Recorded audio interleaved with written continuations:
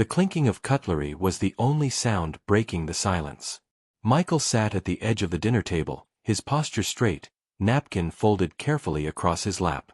Across from him sat his son, Adam, mid-30s, handsome but distant, and next to him, his ever-charming wife, Lauren. The dining room was softly lit, warm light spilling from a modern chandelier. A roast dinner sat half-eaten on elegant white plates, but no one seemed particularly hungry. Michael pushed a pea across his plate, glancing at his son. "You've been busy," he said softly. "Work still good?" Adam didn't lift his eyes. "Yeah. Things are moving." Lauren smiled too sweetly. "Adam just closed a new deal. Real estate. Big one." Michael nodded politely. "That's good to hear." But something in Adam's tone, or maybe the way Lauren's hand briefly tensed around her wineglass, made Michael's stomach tighten. There was a strange undercurrent at this table. Something rehearsed. Mechanical. Michael had been invited here last minute, a surprise dinner after weeks of silence from Adam. He wanted to believe it was genuine, a reconnection after a long distance between father and son. But now, he wasn't so sure. He looked around the room. Everything was perfect. Too perfect. New furniture, new rug, expensive art on the wall. The home felt like a showroom, not a place people actually lived. He took another bite out of courtesy. That's when his phone buzzed in his pocket. He hesitated. Old school manners told him to ignore it, but something compelled him. Slowly, he pulled the phone out beneath the table, shielding the screen from view. One new message. Unknown number. "Get up. Leave now. Don't say a word to your son." Michael blinked. He looked up. Adam was distracted, scrolling his own phone. Lauren was reaching for the wine bottle. His fingers tightened around his phone. Was this a prank? Some scam? Another buzz. "They're not who you think they are. Trust me. Walk out. Now." His heart rate quickened. He looked again at his son. Then at Lauren. Something was off. And whoever sent this, they knew something he didn't. Michael stood up slowly. "Everything okay?" Lauren asked, smiling. Michael didn't answer. He looked at Adam, still distracted. He simply placed his napkin on the table and walked out. No coat. No goodbye. Just the click of the door behind him. The evening air hit him like a slap, cold, sharp, and strangely welcome. Michael stepped off the porch slowly, as if waking from a strange dream. He didn't look back at the house. Didn't want to. His footsteps crunched quietly on the gravel path as he moved toward his car parked just across the street. He fumbled for his keys, his hand trembling more than he wanted to admit. What just happened? The text still glowed on his phone screen. Walk out. Now. He sat in the driver's seat but didn't start the engine. Instead, he sat in silence, breathing heavily, watching the warm glow of the dining room through the window. Adam hadn't even looked up when he left. Michael's hands gripped the steering wheel. His pulse was pounding. He didn't feel fear exactly, more like disorientation, the slow, creeping realization that something wasn't right. And then, less than 5 minutes after he left, he saw it. Red and blue lights sliced through the quiet street like blades. 2 black and white cruisers came to a sudden stop outside the house. Michael sat up straight. 3 officers stepped out. Flashlights. Voices. They pounded on the door. His heart dropped. Through the windshield, he watched as Lauren appeared at the door, confused, flustered. Then Adam, clearly irritated, stepped up behind her. Michael couldn't hear what was being said, but the exchange didn't last long. The moment the officers stepped inside, Lauren started yelling. One officer held up a document. Adam's face turned pale. Then, handcuffs. Michael's breath caught in his throat. 2 officers restrained Adam, guiding him outside. Lauren screamed at them, protesting, swearing. Neighbors started to peek out of windows, lights flicking on all around. Michael ducked slightly in his seat, hidden in the shadows. What the hell is going on? He looked at his phone again. Still no response. Just the 2 messages. Still no name. But whoever sent them, they'd known. Somehow. Another buzz. You would have gone down with them. I had to stop it. Michael's fingers tightened around the phone. He felt the chill of adrenaline crawl up his spine. Was this a setup? A rescue? A warning? And most importantly, what had his own son planned to do, if he'd stayed? Michael drove for nearly an hour without realizing where he was going. Streetlights blurred past his windshield, thoughts racing faster than his car. Every few seconds, he'd glance at his phone, hoping for another message, another clue, but the screen stayed dark. What would have happened if he hadn't left? Was Adam part of something criminal? Or worse, had he used his father for something? Michael couldn't shake the look on his son's face, or rather, the lack of one. He hadn't even blinked when his father walked out. No questions. No concern. Just silence. Finally, he pulled up to a small one-story office tucked between a pawnshop and a closed diner. A faded wooden sign hung above the door. Liam Carter, Private Investigations. Michael turned off the ignition and sat in silence for a moment. Then he got out and knocked. The door opened within seconds. Liam Carter was in his early 70s now, but still sharp as ever. Silver hair, square jaw, piercing eyes. He'd served with Michael back in the Marines. A friend, a brother, and the one person Michael trusted when the ground beneath him shifted. "You look like hell," Liam said, stepping aside. "I need you to look into something," Michael replied. Inside, over a pot of black coffee, Michael told him everything. The dinner. The message. The police. The arrest. Liam listened quietly, leaning back in his chair, arms folded. When Michael finished, Liam didn't speak right away. He stood, walked over to his desk, and pulled out a yellow legal pad. "Give me the number that texted you," he said. Michael slid his phone across the desk. Liam scribbled it down, then opened his laptop and began running it through his usual tools: burner number databases, VoIP tracing, metadata sniffers. "You think someone was protecting you?" he asked. "I don't know," Michael admitted. "But whoever it was, they knew something." Liam nodded. "I've seen this before." The text was timed. Someone was watching. He kept typing, clicking, cross-referencing. Then he paused. His brow furrowed. "What?" Michael asked. "This number isn't random. It's been used before, once. About 6 months ago." "For what?" Liam turned the screen. An old police report. Redacted in parts. Filed by a woman named Kara Winslow. Former co-worker of Lauren. The report had been marked inactive. Claims of threats, coercion, something about real estate fraud. "She tried to warn someone," Liam muttered. "But nobody believed her." Michael leaned in. "You think she's the one who texted me?" Liam nodded slowly. "If she is, you might have just avoided something a lot darker than you realize." Michael sat in silence as Liam printed out the report. The name Kara Winslow echoed in his mind. He didn't recognize it, but something about the name felt like a thread waiting to be pulled. Liam handed him the document. This report was buried. Filed, then dismissed 2 days later. No follow-up. No interviews. The complaint vanished. "What was it about?" Michael asked. Liam tapped the page. Real estate fraud. Forged documents. Intimidation. She worked with Lauren at a brokerage firm. Something went bad. She tried to speak out, and Lauren shut it down. Michael's heart sank.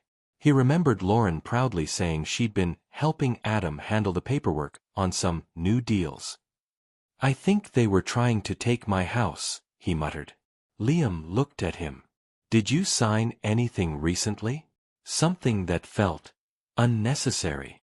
Michael's mind flashed back to a moment, maybe 3 weeks ago.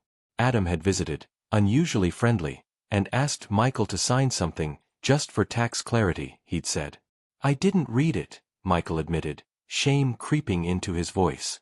It looked standard. It wasn't, Liam said. They played you. Later that night, Michael sat alone in a diner, the yellowed lights buzzing overhead. A coffee cup steamed in front of him, untouched. He was still trying to understand. His own son, the boy he had raised through his wife's illness, coached through school, defended in fights, had set him up. Not just for a signature, but for removal. And what would have happened if he hadn't gotten that message? A false accusation? Police intervention? Worse? Another text lit up his screen. Same unknown number. I couldn't let them go through with it. You deserved to know the truth. He stared at the words, his reflection in the black coffee below. Michael didn't know this woman, Kara. But she'd seen something. And she had risked everything to stop it. He replied, "Thank you. Can we talk?" No answer. Just the blinking cursor. Then nothing. Back at Liam's office, the investigation deepened. Liam had accessed a record of property transfers and found the document Michael had signed. It wasn't for taxes, it was a power of attorney. With it, Adam and Lauren could legally act on Michael's behalf. Sell, transfer, even evict. You were one signature away from losing everything, Liam said grimly. And you didn't even know it. Michael clenched his jaw. Then we're going to undo it. Michael woke up early the next morning, the city still cloaked in dawn's pale light. The weight of yesterday's revelations pressed heavily on his chest. He dialed the number Liam had given him, a trusted attorney specializing in fraud and elder rights. The voice on the other end was calm but firm. "We'll fight this," the lawyer promised. "But you need to act fast. The power of attorney document gives Adam and Lauren control until it's legally revoked. We need evidence of fraud to reverse it." Michael nodded, though she couldn't see him. "I'll gather everything you need." That day, Michael began combing through his paperwork, bank statements, signed forms, and letters he barely remembered receiving. He made copies of everything suspicious. Contracts with signatures that didn't look like his, dates that didn't add up. Meanwhile, Liam was busy uncovering more. He found phone records showing late-night calls between Adam and Lauren, and mysterious financial transactions that didn't match their reported income. "He's laundering money through shell companies," Liam explained. "This isn't just about the house, it's much bigger." Michael met with his lawyer, Sarah, who prepared a formal complaint to the court, outlining the fraudulent acquisition of power of attorney and possible financial abuse. "We'll file an injunction to freeze any property sales or transfers," she said. "Your home will be protected while the case proceeds." Michael felt a flicker of hope. At home, the phone rang, an unknown number. He hesitated, then answered. It was Kara. "I'm sorry I couldn't warn you sooner," she said quietly. "I wanted to protect you, but I was scared." Michael thanked her. "You saved my life." Together, they began piecing together the full story, a scheme rooted in greed, betrayal, and deception. As the legal battle loomed, Michael felt stronger. He wasn't alone anymore. He had allies. And justice was within reach. News of the legal action spread fast. Neighbors whispered behind curtained windows. Friends who once nodded politely now looked away with pity. The illusion of the perfect family began to crumble. Adam and Lauren were caught off guard. One evening, Michael received a call from Lauren's mother, a woman with icy eyes and a sharp tongue. "You're ruining my daughter's life," she spat. "Drop this nonsense before it destroys you all." Michael's voice was calm but firm. "I'm only protecting what's mine. And what's right." At the police station, Detective Langley reviewed the case file. "There's more here than just fraud," he muttered. "Possible coercion, threats, even intimidation."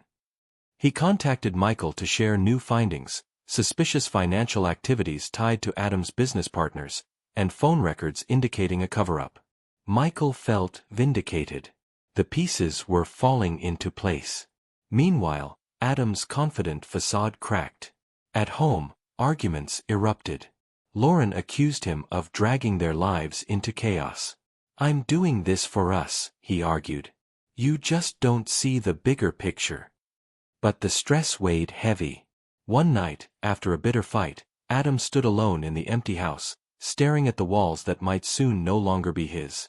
Back at Michael's house, a sense of peace returned. For the first time in weeks, he sipped his morning coffee without dread. His phone buzzed, another message from the unknown number. "You're not alone anymore." Michael smiled softly. Sometimes, justice isn't loud. Sometimes, it's quiet and unstoppable. The following day, Michael met with Kara in a small, quiet cafe downtown. She was younger than he expected, her eyes wary but honest. "I didn't come forward sooner because I was afraid," Kara confessed, stirring her coffee nervously. "Lauren threatened me after I tried to expose their schemes." Michael nodded, understanding the courage it took. Kara slid a folder across the table. Inside were documents, emails, and recordings detailing Lauren and Adam's fraudulent deals. "These prove they've been laundering money, forging signatures, and trying to push you out," Kara said. Michael studied the papers carefully. The evidence was solid, more than enough to support the case. Later, Liam used the new information to draft a detailed report for the authorities. The investigation grew deeper, uncovering connections to other victims who had been silenced or intimidated. Back home, Michael felt a flicker of hope. Justice wasn't just an abstract idea anymore, it was within reach. He sent a brief message to Kara. "Thank you for everything." Meanwhile, Adam's world was unraveling. At a tense family dinner, Lauren's phone rang. An anonymous tip had alerted the police to their ongoing fraud. Fear and anger boiled over as accusations flew. But deep down, Michael knew this was only the beginning. Days turned into weeks. But the battle was only just beginning. Michael woke up every morning with a sense of cautious hope, tempered by the heavy weight of uncertainty. The evidence Kara provided had changed everything, but the fight to reclaim his life was far from over. Meanwhile, Adam and Lauren found themselves cornered. The anonymous tip about their fraudulent dealings had set the law in motion, and the pressure was mounting. Police investigators were digging deeper, requesting documents, interviewing business associates, and tracing financial flows. One evening, Michael received a call from Liam. "Things are heating up," Liam said in a low voice. "The DA's office is ready to file charges. But Adam and Lauren are desperate. Expect pushback, legal tricks, smearing, maybe even threats." Michael sighed. "Let them try. I'm not going anywhere." At Adam and Lauren's home, tension simmered beneath a veneer of forced normalcy. Lauren paced the living room anxiously, phone glued to her ear as she spoke in hurried whispers. Adam sat at the kitchen table, head in hands, grappling with the collapse of everything he thought he controlled. "I don't know how we got here," Adam muttered, staring at a pile of unopened letters marked, "Court Notice." Lauren's eyes burned with a fierce determination. "We can still fight this. We'll hire the best lawyers. We'll smear your father, if we have to." Adam looked up, conflicted. "Is this really worth it? Our family. It's falling apart." Lauren's voice hardened. "It's not about family anymore. It's about survival." Back in his modest home, Michael felt the emotional toll but stood firm. Support came from unexpected places. Neighbors he hadn't spoken to in years began dropping by with words of encouragement and small gestures of kindness. One afternoon, Donna, a longtime neighbor, stopped by with a freshly baked pie. "I heard what you're going through, Michael," she said softly. "We're all behind you." Michael smiled, the warmth in the room a stark contrast to the storm raging outside his front door. That night, Michael's phone buzzed again, a message from the unknown sender. "Stay strong. Truth will prevail." He stared at the screen, feeling a surge of determination. This wasn't just a fight for a house. It was a fight for dignity, for justice, and for the truth. And Michael Bennett was ready to win. The courtroom buzzed with tension as Michael sat quietly in the back row, clutching the folder filled with evidence. The judge entered, and silence fell over the packed room. Across the aisle, Adam and Lauren exchanged wary glances. Their once confident demeanor was replaced with unease, shadows of doubt flickering behind their eyes.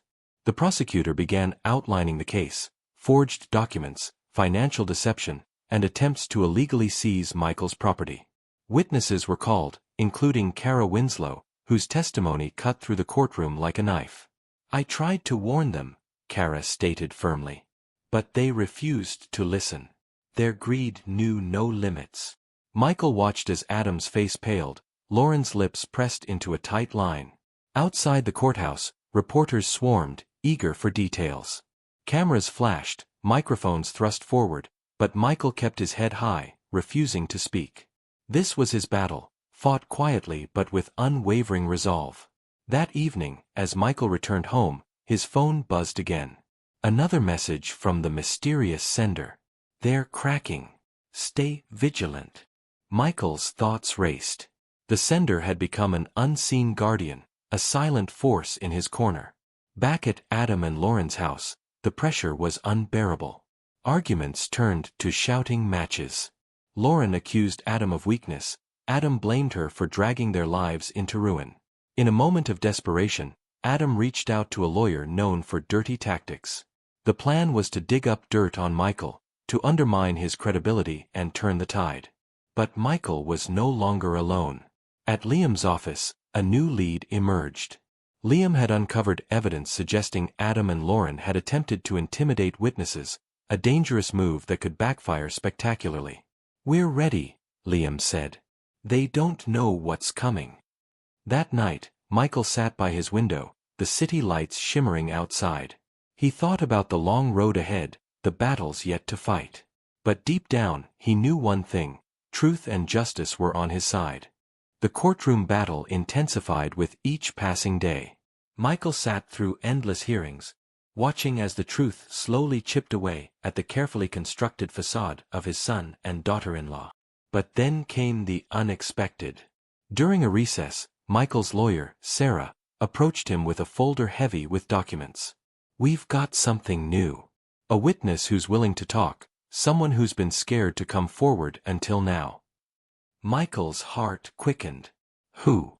Sarah hesitated. "It's someone close to Adam's circle, a business partner who's tired of the lies and threats.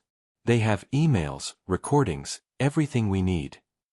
Later that afternoon, Michael met with the witness in a small cafe. The man, nervous but determined, handed over a flash drive filled with damning evidence. "I didn't want to get involved," he confessed. "But when I saw how far they were willing to go, lying to you, using your trust, I couldn't stay silent."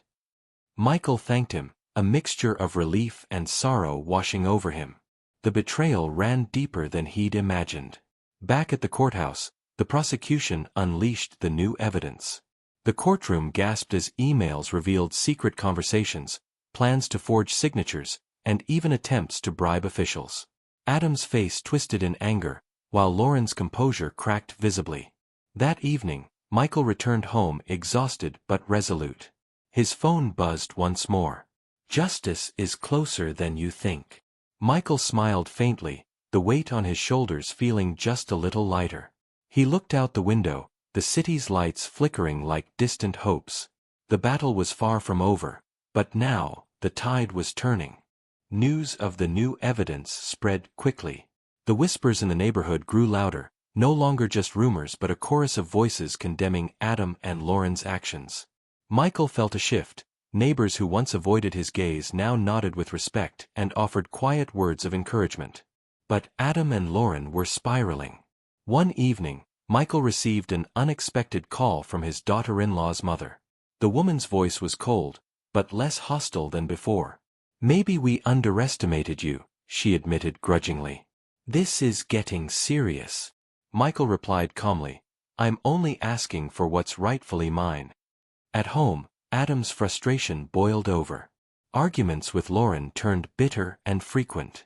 "They're ruining us," he said one night, pacing the living room. "I never wanted it to come to this."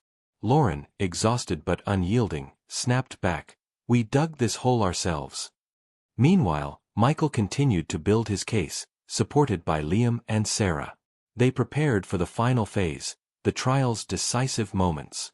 Detective Langley provided key testimony about the financial irregularities and threats against witnesses. The courtroom held its breath. During a break, Michael received another message from the unknown sender. "Stand firm. The end is near." He looked up, feeling a strange mix of gratitude and curiosity about this mysterious ally. As the trial approached its climax, Michael allowed himself a rare moment of hope. After all the pain, betrayal, and uncertainty, maybe justice would finally be served. The courtroom was packed. The air thick with anticipation and unspoken tension. Michael sat stoic, clutching the evidence folder tightly. Across from him, Adam's usual arrogance had faded into a mask of anxiety. Lauren sat beside him, her fingers trembling slightly as she fidgeted with a pen.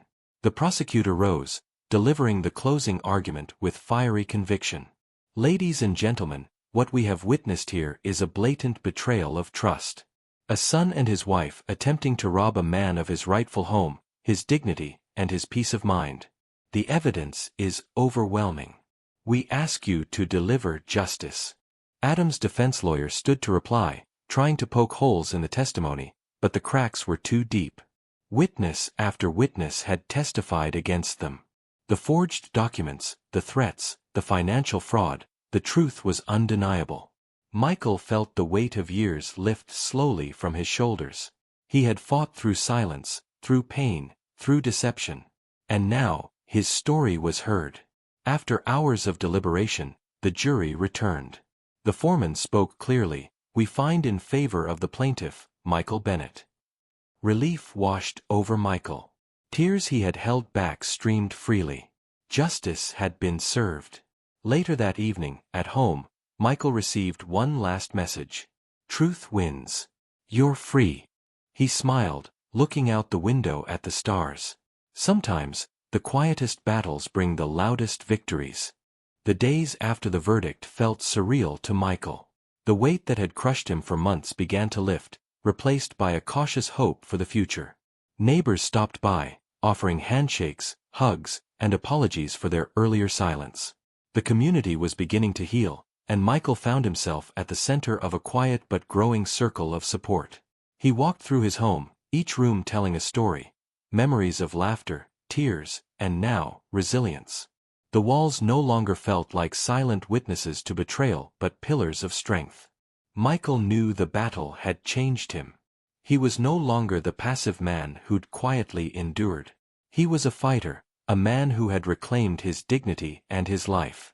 Kara's bravery and Liam's unwavering loyalty had been the keys to his salvation. He sent them a message of gratitude, knowing that without them, justice might have remained out of reach. Yet, despite the victory, Michael's thoughts often drifted to his son. Had Adam truly changed? Would there ever be forgiveness? The pain ran deep, but Michael realized that some wounds took time to heal, and some bridges might never be rebuilt. As the sun set over the quiet neighborhood, Michael sat on his porch, a warm cup of tea in hand. His phone buzzed softly, one last message from the mysterious sender. "This is your new chapter. Live it fully." Michael smiled, feeling a peace he hadn't known in years. The past was behind him. The future, uncertain, but his own. The quiet of the evening wrapped around Michael like a soft blanket. The battle was won, yet the echoes of the war still lingered in his mind. He found himself wandering through old photo albums, tracing faded faces with gentle fingers, memories of a family once whole, before greed and betrayal tore it apart. The pain was still there, raw beneath the surface, but now tempered by something stronger, understanding. Michael realized that justice wasn't only about legal victory. It was about reclaiming his voice, his dignity, and his peace. In the weeks that followed, Michael began reaching out, not to Adam, but to himself. He took up long walks in the park, joined a local community group, and reconnected with friends he had long neglected. The house that once symbolized betrayal slowly transformed into a sanctuary, a place where new memories could grow. One afternoon, Michael received a handwritten letter. No return address. Inside, a simple note.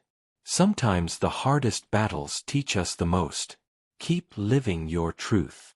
His eyes welled up, but this time, the tears were of gratitude. Though the road ahead remained uncertain, Michael faced it with renewed strength. He was more than a victim. He was a survivor. And as the sun dipped below the horizon, casting the sky in hues of gold and purple, Michael whispered to himself, "This is my time. My life. My story." The morning sun filtered softly through the curtains as Michael sat quietly at his kitchen table, the aroma of freshly brewed coffee filling the room. It was a new day, not just in the calendar, but in his life. The past months had been a whirlwind of pain, betrayal, and hard-fought victories. He had faced his own son's betrayal, endured the sting of deception, and weathered the storm of a legal battle that threatened to strip him of everything. Yet here he was, whole, unbroken, and quietly triumphant. Michael looked around his home. Every scratch on the floor, every faded photograph, every well-worn chair held a story. Stories of a family once torn apart, but also of a man who refused to be defeated. He had learned that justice wasn't only about court verdicts or legal documents. Justice was about reclaiming one's dignity, standing up when the world pushed you down, and finding peace amid chaos. There were moments he still wrestled with pain. The image of Adam, his son, haunted him. Questions without answers filled his nights. Had Adam truly understood the gravity of his actions? Would there ever be reconciliation? Or was some part of the past meant to remain forever closed? Michael realized some wounds cut too deep to be healed overnight, and some bridges once burned left only ashes. Yet, amidst the uncertainty, Michael found hope. Hope in kindness from neighbors who once turned away. Hope in new friendships rekindled after years of silence. Hope in the quiet strength that rose from within. He began volunteering at the local community center, sharing his story with others who faced hardship, reminding them that no matter the darkness, there was always a way forward. One evening, as he walked home under a sky full of stars, Michael's phone buzzed softly. A new message from the unknown sender, the mysterious ally who had appeared when he needed it most. "Your journey inspires many. Keep shining." Michael smiled, a warm light blossoming in his chest. Though he never learned the identity of the guardian angel who had sent those early messages, he felt their presence like a steady hand guiding him through the storm. He raised his eyes to the night sky, whispering a quiet vow. "This isn't just an ending. It's a beginning." Michael Bennett was no longer just a man fighting for his home. He was a symbol of resilience, of justice, and of the unbreakable human spirit. The road ahead remained uncertain, filled with challenges and unknowns. But Michael faced it with courage, grace, and an unshakable belief in the power of truth. Because sometimes, the greatest victories aren't shouted from the rooftops, they are lived in the quiet moments, in the steady heartbeat of a life reclaimed. And so, Michael's story ended, or rather, continued, as all great stories do. With hope, with strength, and with the promise of a future forged by the choices we make. The end. Thank you for spending this time with us. If the story moved you, even a little, let us know. Drop a like, share it with someone who needs to hear it. And subscribe for more stories that stay with you long after the screen fades. Your support means more than you know.